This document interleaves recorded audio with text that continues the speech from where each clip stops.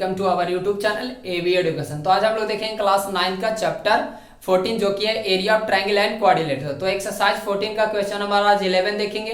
हाँ दोस्तों, अगर इस चैनल पर आप नए हो तो प्लीज वीडियो शुरू से अंत तक देखिएगा। अगर वीडियो समझ में आ जाए तो प्लीज एक लाइक और सब्सक्राइब जरूर कर दीजिएगा। नाउ क्वेश्चन नंबर 11 देखिए। 11 नंबर क्या बोलता है? The perimeter of isosceles triangle is 32 centimetre. एक आइसोस्केलस ट्रायंगल है जिसका पेरीमीटर कितना दिया हुआ है? 32 सेंटीमीटर है, right. The ratio of equal side to its base is, जो दिया हुआ रेशियो इक्वल साइड का और उसका बेस दिया 3:2 है, मतलब इक्वल साइड दिया हुआ 3 दिया हुआ और यहाँ पर जो बेस दिया हुआ 2 दिया हुआ।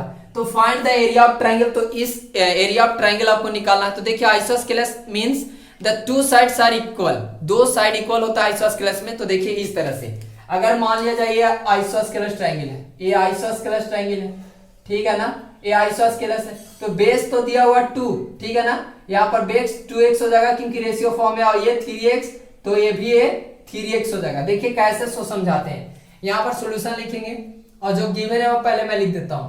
पेरीमीटर दिया हुआ, पेरीमीटर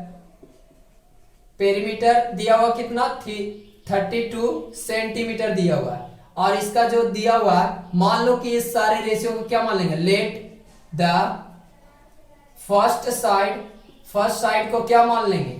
फर्स्ट साइड को मान लेंगे 3x मान लेंगे, और सेकंड साइड को क्या मान लेंगे?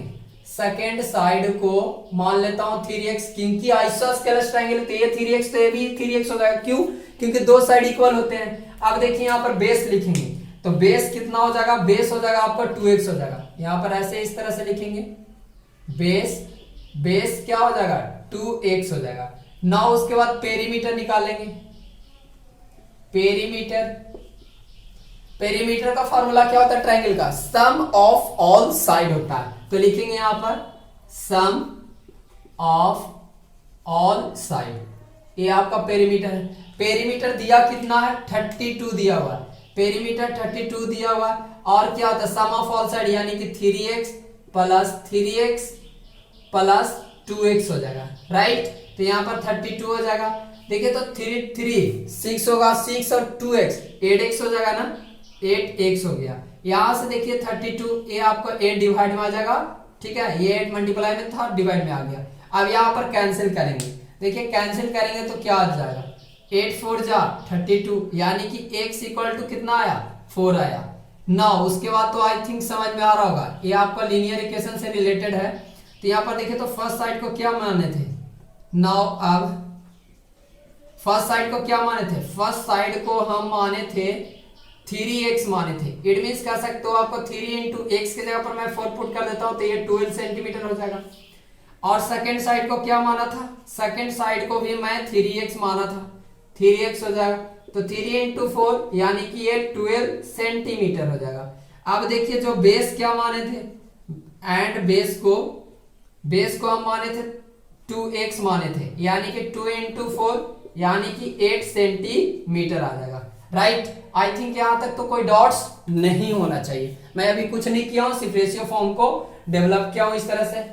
अब देखिए इसके बाद तो इतना समझ में आ गया होगा। अब एक फार्मूला होता है, वो चीज को आपको समझना होगा। फार्मूला क्या होगा? अब यहां पर मान लेता हूं हेयर मान लेते हैं यहां पर कि आपको देख सकते हो, ए भी नहीं मान सकते हो, डायरेक्ट फार्मूला लिख सकते हो, आप डायरेक्ट इंप्लीमेंट कर सकते हो फार्मूले से। देखिए क्या होगा, डायरेक्ट मैं कर रहा हूं, क्या लिख रहा हूं यहां पे सो समझिएगा। सबसे पहले दिया हुआ आइसोस्केलस का एरिया मींस एरिया निकालना।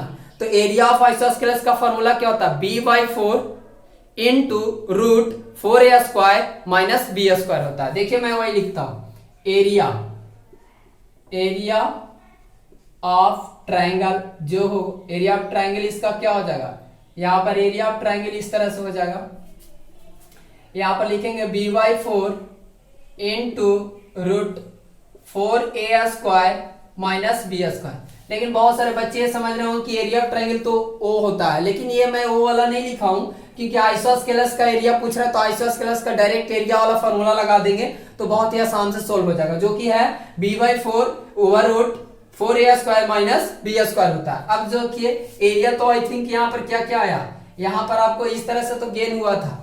आपको इस तरह से गेन हुआ है, तो यहाँ पर आपको पूरी तरह से पेरीमीटर तो इस तरह से गेन हुआ है ना, देखिए तो यहाँ पर इस तरह से हमें गेन हो गया है। अब अगर आप चाहो तो इस तरह से निकाल सकते हो। सिंपल सा क्या निकालेंगे, सो समझिएगा। यहाँ पर एरिया देखिए ध्यान से, एरिया निकालेंगे तो एरिया बी कितना दिया हुआ, बेस हमारा 8 दिया हुआ है, ठीक है ना।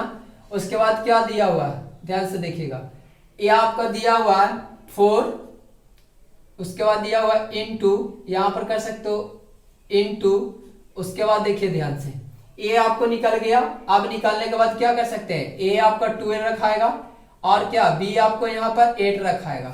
इस तरह से आया 8/4, यानी कि कह सकते हो आप सिंपल सा क्या आ जाएगा, या आपको कैंसिल कर सकते हो, 4 2 जा 8, यहाँ पर कैंसिल हो जाएगा ना, 2 आ जाएगा, सॉरी यहाँ पर मल्टीप्लाई फॉर्म में होगा।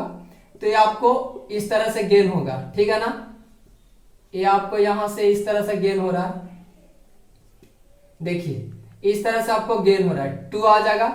अब यहाँ पर 4, यहाँ पर देखिए तो स्क्वायर यानी 144 माइनस 64 हो जाएगा, ठीक है, ये इस तरह से आ रहा है।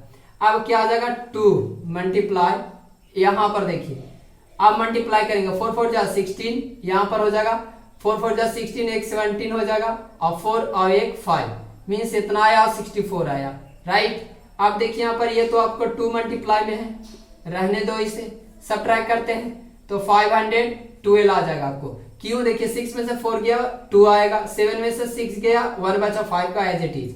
तो ये आपको 512 को क्या लिख सकते हो, फैक्टर किस तरह से तोड़ोगे, देखिएगा मैं फैक्टर को इसको स्प्लिट कर रहा हूँ, 512 को मैं फैक्टर स्प्लिट कर रहा हूँ, किस तरह से हो जाएगा 512 को। सो देखिएगा सिंपल है, 8 8 जा 64 और 2 इंटू 2 इंटू 2, देखिए यहाँ पर 8 8 जा 64 और 64 यहाँ पर हुआ और यहाँ पर 8 हो जाएगा।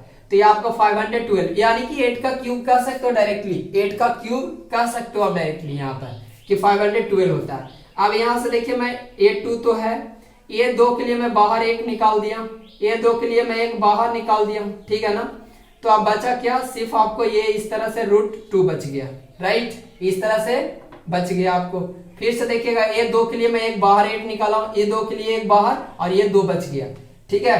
अब देखिए उसके बाद क्या हो जाएगा, 8 2 जा 16 और 16 2 जा 32 √2, आपको इस तरह से हुआ सेंटीमीटर स्क्वायर। ये आपका यहां से आंसर प्राप्त हो गया। हे गाइस, अगर वीडियो पसंद आए तो प्लीज लाइक करना और सब्सक्राइब करना ना भूलिएगा। जय हिंद, जय भारत।